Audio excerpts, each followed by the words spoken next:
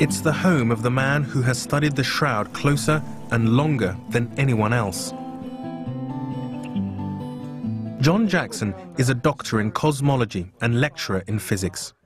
Together with his wife Rebecca, he runs the Turin Shroud Center of Colorado. The first thing we come to is a photographic model. Through his research, he has had one of the few full-size, high-definition still images of the shroud for some time. In 1978, when interest in the shroud was at its height, he led a large team of scientists to Turin, where they examined the shroud for a week. No one since has secured such full access to the cloth.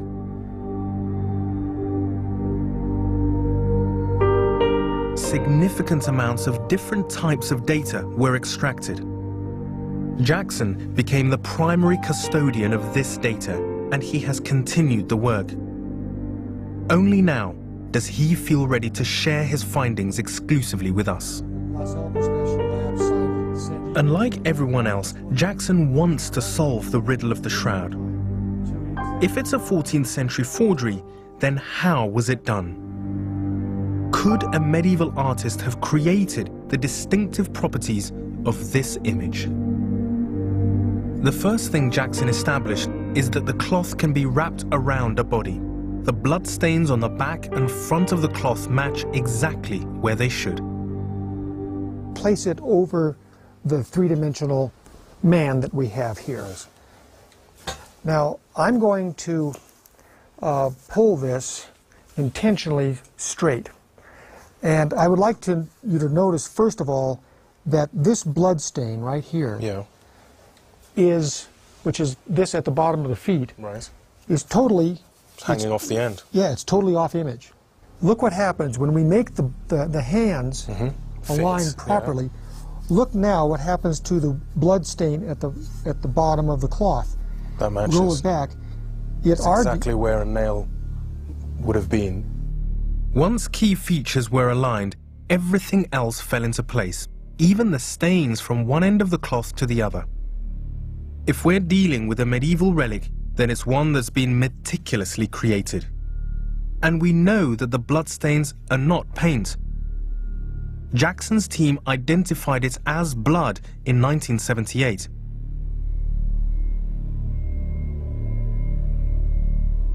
But what of the image itself? The image on the shroud has some very interesting characteristics to it, and these are not only interesting, but they're scientific characteristics. The simplest hypothesis is that the forger painted the image. The proof would be the presence of a medium to bind the pigment.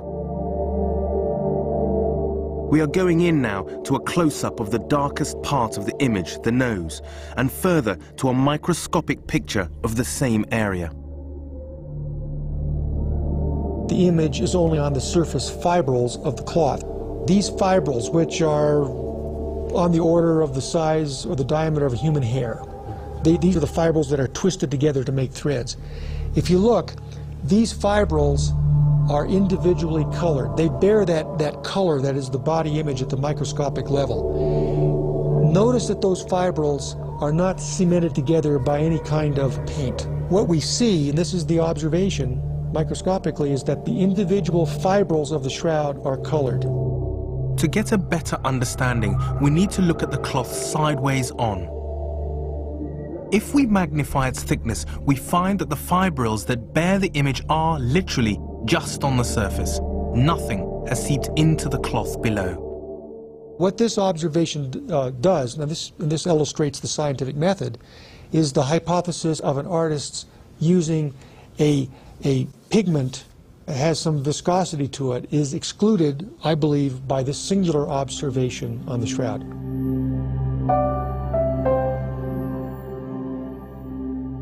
If the image is not a painting, Jackson considered the idea that an embalmer subjected a real body to the horrors of crucifixion and then wrapped a cloth around it.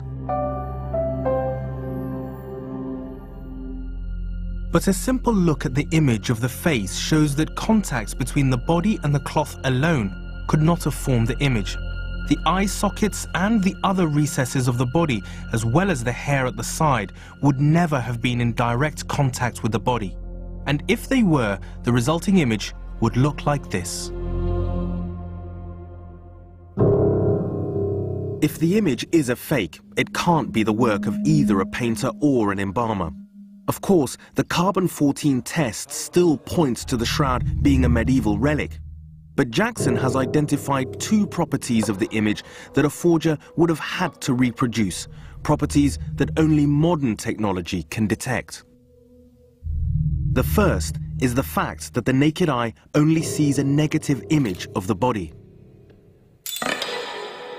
This is important because if we're going to think of the image as being the work of an artist, then it would seem that what you have to deal with is the idea of somebody composing the image in a negative reverse to the way we normally see a human being, and put this onto a piece of cloth, a long piece of cloth, with a technique which also has definable characteristics. And this is a very difficult thing to imagine. You have to remember that whoever would have, or hypothetical artist, would have not had the luxury of being able to check his work. The second unique property of the image is one discovered by Jackson himself, its three-dimensional quality. He discovered from his experimental wrappings that the intensity of the image varies with the distance the body is from the cloth. The tip of the nose, for example, is darker than the hollow of the eye. I wanted to know if we could see this with our new high-definition images. And sure enough, with the simplest press of a button in our editing suite, this 3D quality is revealed. I was astounded when we were able to do this, that the brightness surface that you create by the computer looked, as you can see here, very much like a three-dimensional person, particularly the face. If you look at the facial structure, you've got the nose in proper relationship to the cheeks, which are in proper relationship to the eye sockets and so forth. These special properties of the cloth narrow the options. Maybe the forger was a sculptor. A medieval technique for creating both properties is bas-relief. A sculptor creates a 3D model in stone or metal. To transfer the image onto the cloth, the bas-relief is heated and the cloth placed over it long enough to be scorched. It's an option that Jackson has experimented with.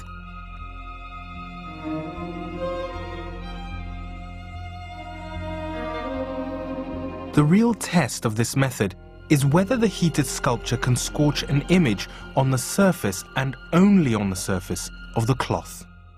So I used that, making a hot bas-relief, trying to impress that on the cloth. And yes, you can get some images that could have some pseudo three-dimensional quality and also a high resolution. But the problem there is that to put a surface discoloration on the cloth, on the fibrils, heat will discolor through the thickness of the shroud in about, it's about 1/100th to 1/10th of a second. So you would have to have the bas-relief on the cloth and take it away on a time scale like that in order to be consistent with what we observe. So it just goes on and on. But problems that just don't seem to work. To avoid this problem, some tests have daubed paint to transfer the bas-relief onto the cloth. The result does show some negative and 3D qualities. The trouble is that they are distorted and crude. Also, this method uses paint, and the absence of any evidence of a binding medium on the cloth does rule that out. I must say that that anyone who wants to try to explain the shroud image, and this work needs to continue, most definitely, but one has to make sure that you're working on a hypothesis that can explain the totality of all image characteristics, and you can't just go and pick and choose. You can't pick and choose what you want, and that's all too often what happens. Science says the shroud is a 14th century fake, but so far no one has found a medieval technique to accurately reproduce the image. No wonder the fascination with the Shroud of Turin continues. The search for a method of creating the image on the shroud will go on. But in the meantime, the failure is raising a new and controversial possibility. Is it possible that the carbon-14 test itself was in some way flawed? It's a possibility that's gaining currency because there is new evidence that places the Shroud of Turin earlier in time. Historians have identified another Shroud of Christ in the 12th century in Constantinople. And what I want to know is if this shroud could be the same as the one in Turin. If it is, it would push the date of the Turin shroud back by at least 160 years and challenge the accuracy of the carbon-14 test.